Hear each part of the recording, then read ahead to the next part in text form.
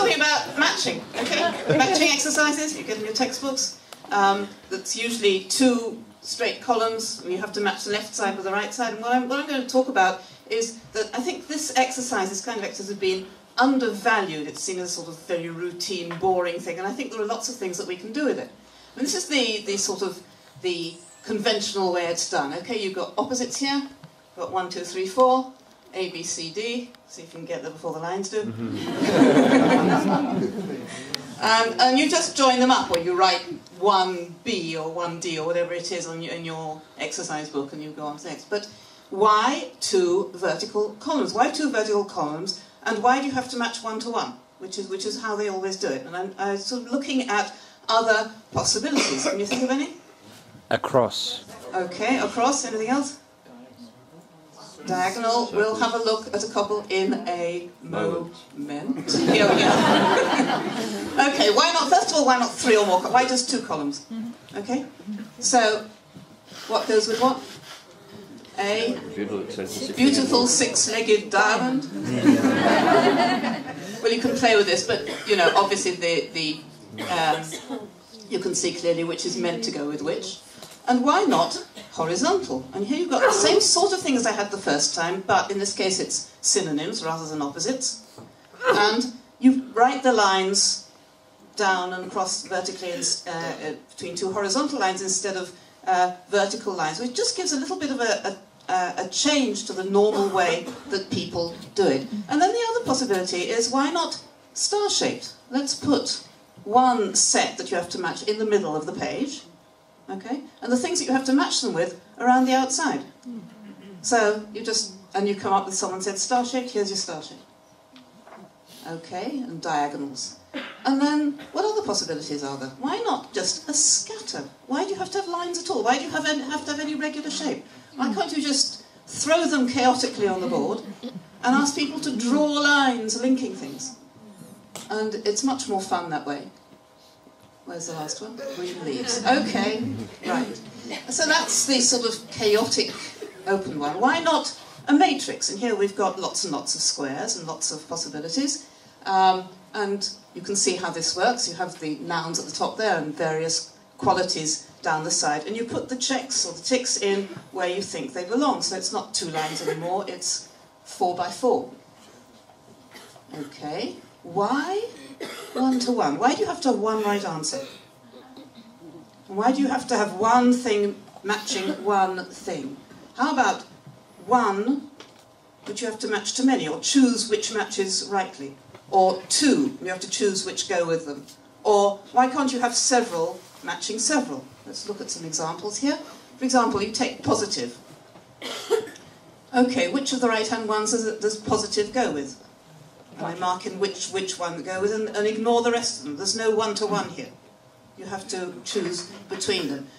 The other possibility, of course, is to take 2, to take positive and negative, and then you can match all of them with one or the other, positive, negative, so it's 2 to several. Let's see how that works. More lines, no negative lines coming up. Yes, here we go. Dangerous, shocked, ugly. Well, you might think differently, but that's just for the point of view of the possibility. Okay, several to several, and here we've got lots of different possibilities. It's a question of collocation here. So mu goes with, I think, all of the possibilities on the right, but young can only go with teachers, drivers, babies, probably. Here's some of them filled in. I haven't filled in fresh. What does fresh go with? Bread. Bread. Anything else? Fresh developments, right? And ideas, right. So it comes out sort of a bit of a mess there, but it's much more interesting to do than the original one, which I showed you at the beginning, obviously. And while we're at it, why does it have to be right answers? Why does it have to be correct or incorrect? Why not open up to different right answers? Well, let's look at some examples here. See where this one's going. Oh dear, this is taking a while. Is it really 20 seconds? Okay, here we go. Okay, this looks like a straight matching thing. But then you say, okay guys, you can read a book and sit on a chair, but can you think of other things you can do here? For example, you can... Right, you can watch a cake, you can read a t-shirt if it's got writing on it. You can sit on a cake, you can do all sorts of things. And how about this one? How about this one? Here are all sorts of things, and I'm asking the students, okay, what can you match with what and make a coherent sentence out of it? So, any ideas?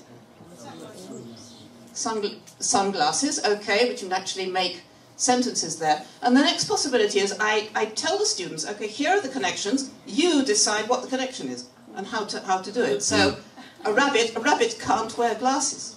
Okay, there's nothing which says it has to be a positive sentence. Or a snake likes to lie in the sun, or whatever. You ask them to join those up. So I'm starting to sum up now. Different kinds of meaning connections. So the conventional ones are opposites and synonyms, but you can also have adjective-noun combinations. Remember I had the beautiful, expensive diamond and so on. You can have picture-word, as I did in that star-shaped one, mouse and a picture of a mouse. Connotations, positive, negative, and other kinds of meaning. Different kinds of meaning connections. Collocations, what does new go with, what does young go with, what does fresh go with.